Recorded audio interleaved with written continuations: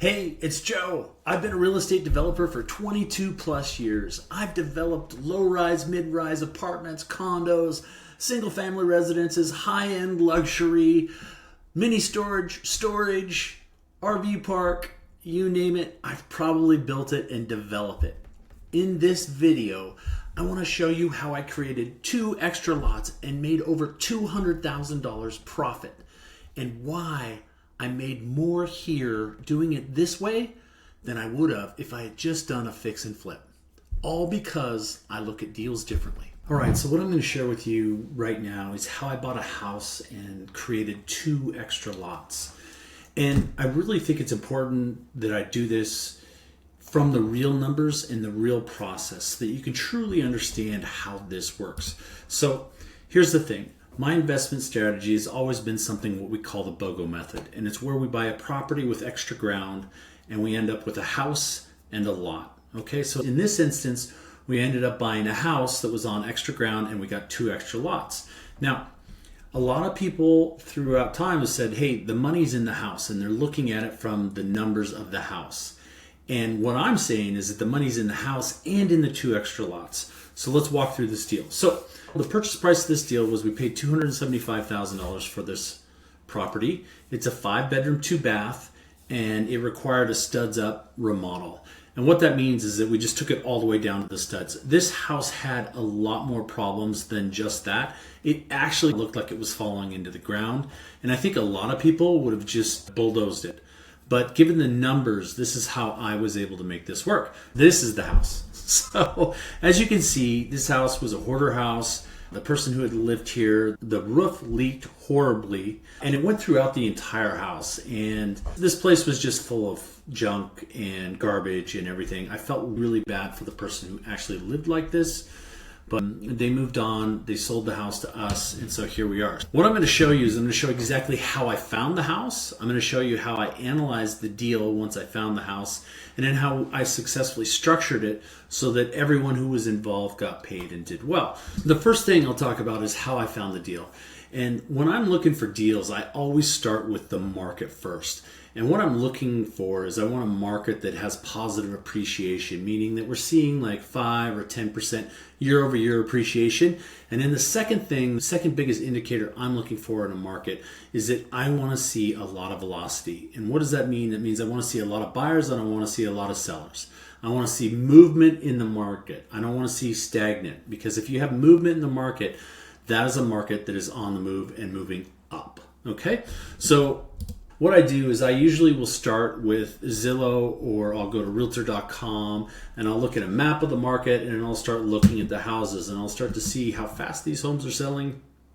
And then also if they're decreasing in price, if they're going up in price, what they're doing.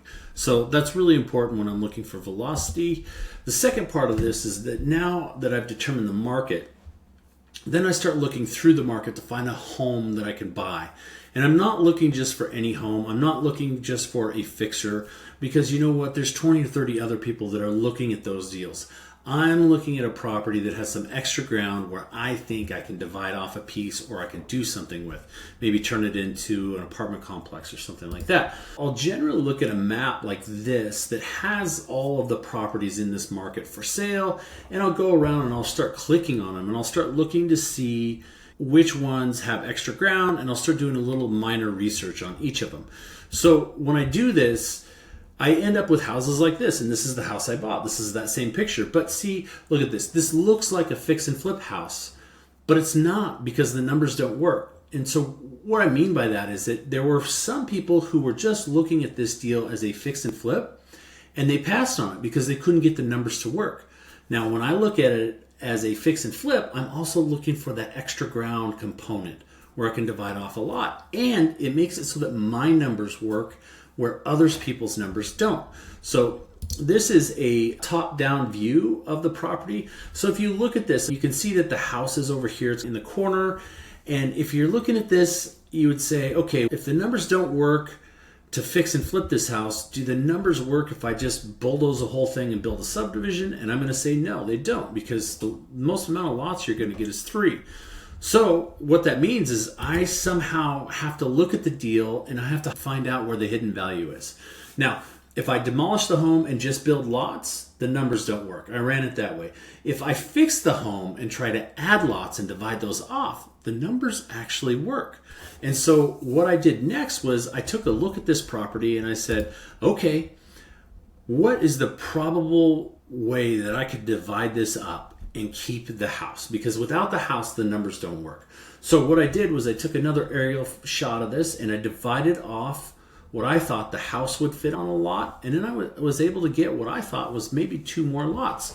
So now that I know that, yes, you know what, it looks like I can divide off some extra ground, I'm going to go and start looking at the zoning code. And I'm going to look at it and see what the specifications are, the sizes, the zoning, all of that stuff, and to see if that I can actually get those extra 2 lots. So where I started with that was I started with the zoning map.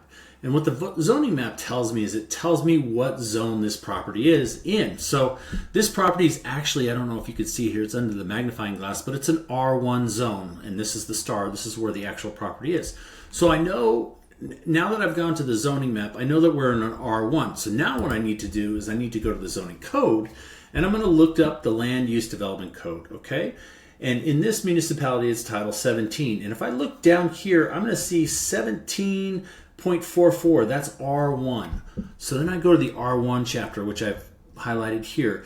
This is R1 low density, okay? So that means it's a low number of units per acre, right? But what I do see down here that's highlighted is I see that this zone allows for single family residences and it also allows for duplexes. So that's good. Single family residences and duplexes. So one of the things that I see a lot of people miss on this is that they stop there and they go, great, I can divide off the lots and I know that I can build a single family house or a duplex. But what they don't take into consideration is the minimum lot size. So they'll do a bunch of work on this deal and then they'll find out, oh, hey, I can't configure this to get the minimum lot size. It's really hard for me to get the setbacks that are required in this zoning. And then it's also really hard for me to cut off extra lots with where the house is and get the setbacks on the house. I like to take one extra step before I stop here, and that is where I see the biggest mistakes. And it's the setbacks from the existing building. So remember, when we looked at this top down, the house is up in the far corner. I need to make sure that in this zone, I can put this house on a lot, divide off extra lots, but I can still get the setbacks that are required for that zoning. So when I look at this, I say, okay, the minimum lot area for this is 6,000 square feet for a single family detached home. For duplex, it's 10,000 square feet. I also know that we're going to have minimum lot width is going to have to be 50 foot. What does that mean? That means I got to have a minimum of 50 feet of street frontage per lot for this particular project.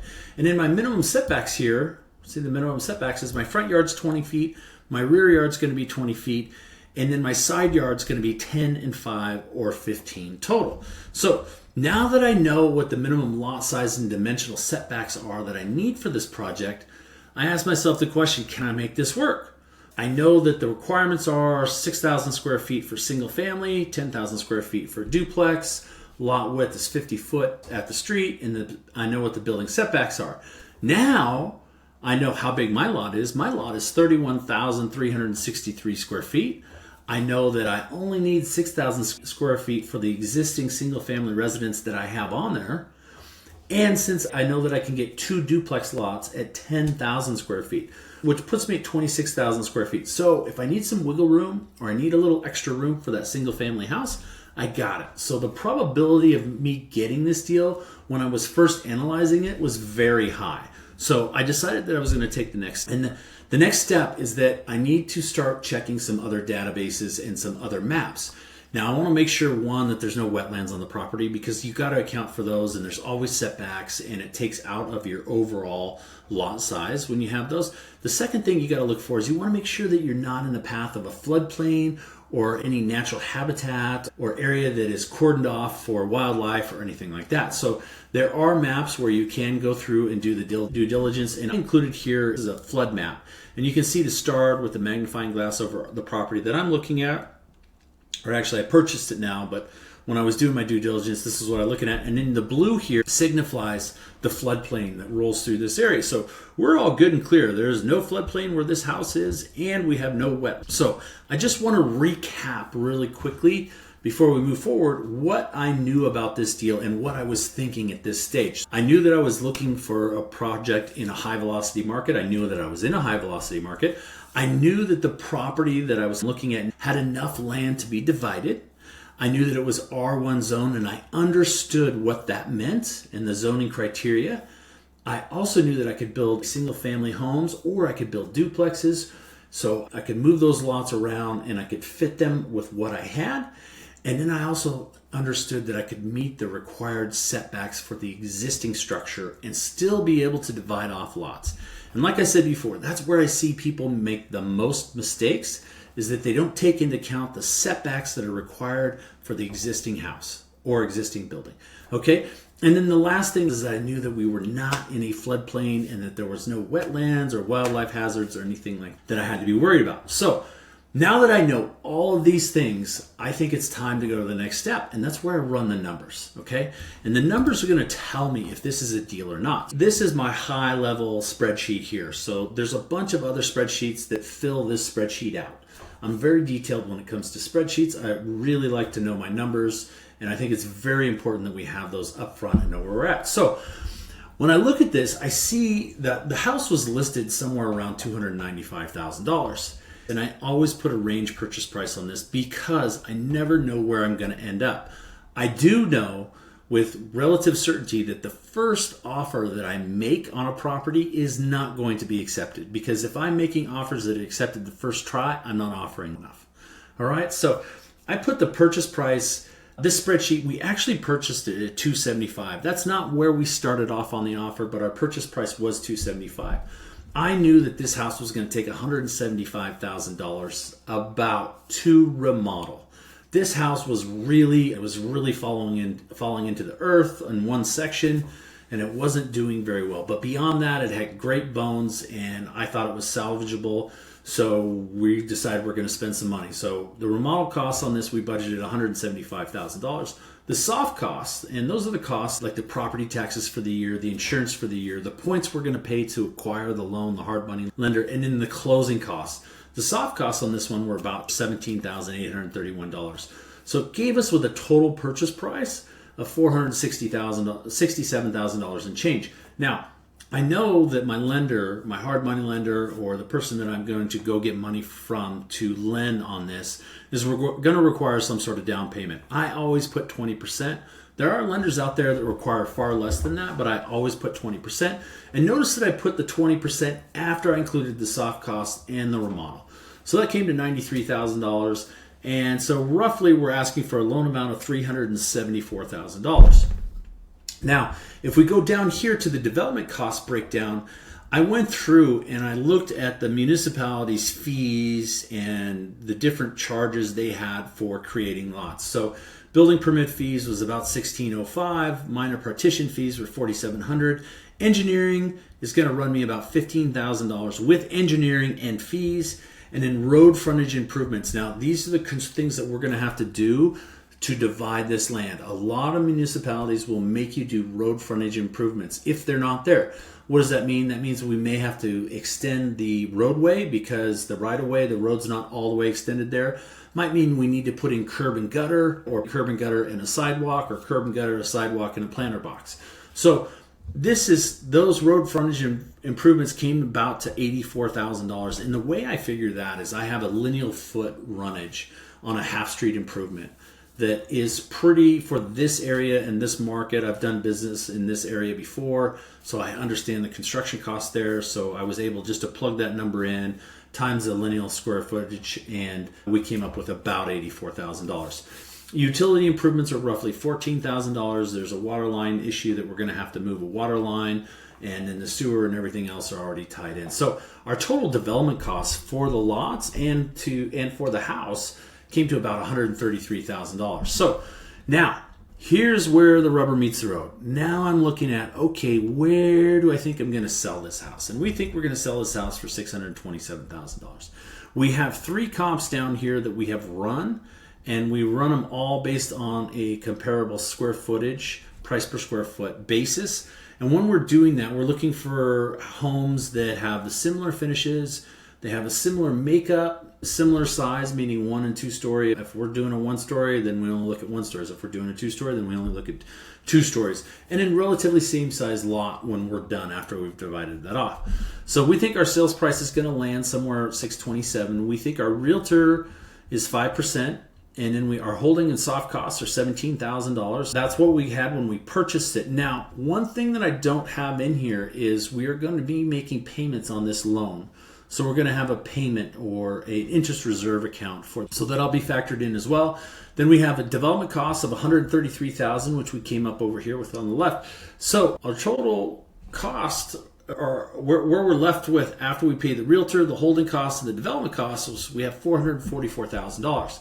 Now, we have a loan amount of $374,000, so we've got to pay that back. And we put down $93,000, so we've got to pay that back too. What happens here? Look at this. My gosh, on the house, it looks like we lost $23,000. Now, see, when I said a house flipper has probably looked at this deal and said, I cannot do this deal. I can't make these numbers work. This is why, because they're losing $23,000. But what they're not taking into consideration is the extra land that can be divided off and turned into a lot. So now when I go over to this comps and other scenarios I have lot sale scenario. So I think on the low side, these lots are going to be worth $125,000. I think on the middle, they're going to be worth $150,000. And I think on the high, they're going to be worth $170,000. I take out the realtor's fees, and then we get our net amount here on the lots. Now remember, the development costs we've already included in the sale of the house. So we've already taken care of those. So this is all contribution margin here. So the difference is all contribution margins. When I look at the total sales scenario, I say, okay, we're losing $23,000 on the house, but on the low side, our contribution margin on each lot is going to be somewhere around $118,000. What does that do for us total? That brings in a total of $214,000.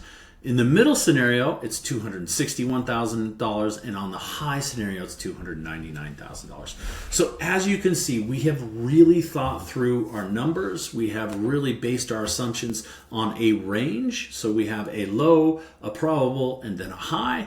And I always do my numbers that way because when I'm thinking about it, or if something goes sideways or something unexpected doesn't come up, I'm not just stuck. I'm not like, oh my gosh, we didn't hit our numbers, okay? So now the next thing is that now that we have our numbers, we know everything that we can do with this property and that we can divide off lots. I use something which we created and I call it a offer submission sheet. And what that does is it just has the address and it has all the information that our realtor is going to use to fill out the offer. I like to put that on a sheet and I email it to them because I want them to have a hard copy. That way, if there's ever any discrepancy or I don't think something's right, or I thought we changed something else, I can always go back to the offer sheet and make sure that it matches. It also makes it really fast for the realtor because they're not trying to guess or trying to hear you on the phone when they're trying to fill this out. I am never in person when I write offers. I write offers from all the time, from wherever I am, and I DocuSign them. And so this just is a lot faster, it makes it a lot easier, and it makes sure that nobody makes mistakes. Now that we've written the offer, now what I'm going to do is negotiate the deal. All right, and so this is where I'm negotiating with the seller, and I'm saying, hey, we're going to pay this amount, I'll buy it in this many days, here's the time I need for feasibility, here's what else I'm going to need for you, here's what you can expect from me, and we're negotiating that. And then once we negotiate the sales price and the terms, I put together what I call a packet. I start to prepare it. And the packet is what I call an investor packet. And so on my investor packets, I put together all of the data that I use to make a decision to move forward on this deal. And so my data is there and it's backed up by numbers, okay, and facts. And I put links to websites and I'll actually print out all these pages and I'll put them. And my packets get pretty thick. They get about 2 inches thick. I also will create what's called a data room where I will put all that information in chronological order in the data room. And I do this 2 ways. One is that some of my equity investors, they love packets. They want to see it on paper. Some of my equity investors want to see it in a deal data room. So I put it both ways so that it doesn't matter who's asking me for what. I have it both ways. They can see it both ways. Now, before I ever talk to an investor, I make sure that I have 100% of my packet and my data room are done and complete. Okay, that right there differentiates me and my company from a lot of other real estate developers, because our investors, when I talk to them, everything is already ironed out. I know where we stand. I can answer all of their questions, and I have all the backup and supporting data there to hand to them on the spot. It makes a world of difference. So in this deal, that's what I did, is I created the data packet, secure data room. All right. The next part of that is that I went out and I started talking to investors. And I talked to them, and not only did I include all the data for this deal and all the numbers and all the assumptions and why we got those assumptions and everything else, I also talked to them about what I thought the biggest risks in this project were and how they could go wrong. And for this project, really the biggest risk was that the house, one portion of the house, just one section of the wall, was in such poor shape that I didn't know how much it had infected the rest of the house. And I wouldn't know until we really opened it up and saw it all. Now, in this deal, it turned out that it was less than we thought, but that's not always the case. So when I'm talking to the investor, I'm saying, hey, the worst thing about this deal, or the biggest fear I have on this deal, or the biggest thing that could go sideways, is that we have this one section of the building that is really rotted out and we just don't know how big it is. So I made sure that I talked to them about that. Then I talked about risk mitigation, meaning, okay, if the worst case scenario, let's say it's far worse than I thought it was, how are we going to fix this? How are we going to make sure that we stay on budget? How are we going to make sure that we stay on timeline? Who's going to be there to handle it and make sure that it gets pushed through? And so we talked through all those scenarios. And my job is to make sure that they're as comfortable as I am with the project. It's actually a really good way to do things, because if I'm uncomfortable with the project, I just won't do the project. Right? Because I won't go talk to an investor about something that I don't believe in.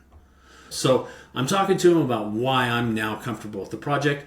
Then I talk to him about the timeline for money, when we're going to need it, how we're going to need it, and then when they can expect to get paid back. And that all comes together in the comprehensive data and numbers. Once I settle on an investor, and I usually talk to 2 or 3, because I want to have options. And usually 2, at a minimum, 2 will come back. Sometimes it's all 3. If I've talked to 5, so I've had as many as 5 come back on a deal. So then what happens is that we structure the joint venture in the LLC. Now, when I say a joint venture, I don't really use a joint venture agreement, but I structure how we're going to form the LLC, and then how the ownership interests are going to be taken in that LLC, and what type of units each partner has, the investor and myself, and then also who gets paid back on what timeline and how much. Very important. It's super critical that you do that in the beginning, so that there is no gray area and there's no ambiguity as far as when the investor gets paid back, when they can expect their money, when you get paid, and when you can expect your money. Then once that's all ironed out, we put that in the formation of the LLC, and that's in the operating agreement, and it talks about that in the units. And then the LLC that we form, I always form it in that state, will actually buy the property. So it will take possession of the property in that LLC, and it will be responsible for operating that property until we actually finish it and we sell it. Now, I don't take personal ownership of that LLC. I have another LLC that I use from somewhere else that will take my ownership shares in that LLC. And I recommend that you do the same thing. I'm not an attorney. I'm not an accountant. You got to figure that part out on your own, but I do know how to do it. I've done it for years, and I've gotten a really good guidance from really super smart people on how to do that. Now, the LLC also explains the roles in the division. It explains who's responsible for the money, and it explains who's responsible for making sure that this deal goes good and is finished. So I like to do that right up front. That's all taken care of up front. It makes it really simple, and there's no ambiguity as we go through the process. Now, the next steps is that now that we have the LLC, we know where the money's coming from, and we have everything mapped out, we go ahead and we execute the contract. We purchase the property. The second thing we do is we make sure that our surveyor is lined up and our minor petition application is as completed as can be, so that when the surveyor is done, we can go ahead and submit that right away. We also have our renovation plan going. So before we've even bought the property, we've already gotten bids, we know our numbers, and we have scheduled everyone so that our renovation can go to plan. So while we're doing this deal, once we buy this deal, we are surveying and doing the minor partition at the same time as we're renovating the home, and we're getting them both ready to sell. One to builders and one to a new homeowner. And I talk about prepare for the sale. That's towards the end. And really preparing for the sale is making sure that you have the right marketing team, making sure that you have the right numbers about where you think you're going to sell this, and that you're talking to the right end buyer. Whenever I buy a property, I always look to see who's going to buy this from me that's really important because it tells me what type of loan they're going to get. It also tells me what they're going to put down, and it's going to tell me what kind of finishes and what they're going to expect. And it also helps me figure out how easy or hard the transaction is going to happen. So it's really important that you start with the end in mind there. What I included here is I included how our renovation budget on this project turned out. Now, as you can see, I'm just going to go all the way down to the bottom. We had a $170,000 budgeted on this project. That's what I put in for construction budget. We were $4,350 over budget on this one. And we had some little miscellaneous things. Not everything was exactly in each line item, but we had some things where we were over and some things where we were under. That is very common when I come to these budgets. I never hit the line items, it seems like, on the nose, but I come very close. And that's the whole idea, is that I want to make sure that I'm in the ballpark and that our numbers are close enough within a couple $1,000s to where it's not going to hurt us if we're over, or it's not going to hurt us whether we're under. So now what I want to do is that since we ran through the construction budget, this house, we are towards the end. We're at the end of this house. And what we're really looking at here is we're looking at the house sale and lot sale scenario. $627,000 is where we're going to land. That doesn't mean we're going to list it for $627,000. That means that we'll accept offers at $627,000 and above. We're going to list it for more than that.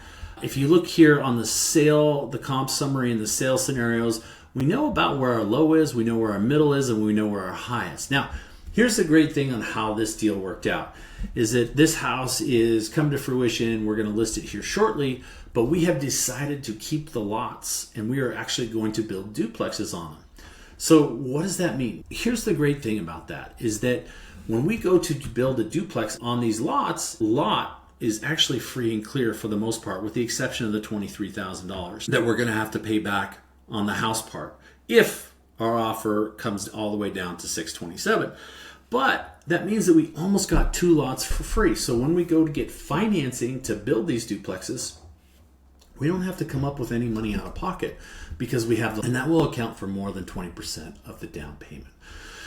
So it's actually a really good deal. It's a good way to build rentals if you want to build rentals. I've done this several times throughout the years to build my rental portfolio. It's also a really good way to push out your expenses. So when that time, end of the year accounting comes due, you can just push things out is all I'm going to leave it at. So anyway, this project worked out really well for us. It's been a good project. Now let's talk about it. Did this deal go as a plan? Absolutely not. I have never had one that goes exactly as planned, is super simple and easy breezy. Never happened. Did we have hiccups as we went through this deal? Absolutely we did. Did I make our investor aware as the hiccups came up? Absolutely. We had delays. We had all kinds of things happen on this project, which is what happens on a project like this. And so I put 12 months on this project because I knew there's no way we could get it done. This was pretty complicated. We had a couple different things, like we had a steep slope permit, a sensitive lands permit. We had a couple other things that we had to deal with. They were really the unknown, so I was unsure with that. So I made sure that I put extra time in the pro forma. Did we make as much money as we thought we would? Yes, I do believe that we will make, we have not sold the house yet, but I do believe we will make more than where I thought we would be at. And I actually think it's going to be a better deal because the investor is going to take a lot and I'm going to take a lot, and we're just going to make up the difference there. That gets us split up evenly and it's nice and clean. Would I do this deal again? Absolutely. I would take 10 more of these deals. Even though we had some hiccups in this deal. This is a great deal. It was a great money maker. Everyone's coming out doing very well. Would the investor do this deal again? Yes. This gentleman has already called me, has already asked me to do another deal or to call him when we have another deal coming up. Ironically, this was not the first deal that I had done with this investor, but we've done less than 10 together. And every single time he is amazed at how well this works and how this process works and that you can actually still do it. And I am too at times too. So overall, this was a great project. I would do it again. I hope that you get the opportunity to do one of these deals and get the same thing out of it that I did. Thanks.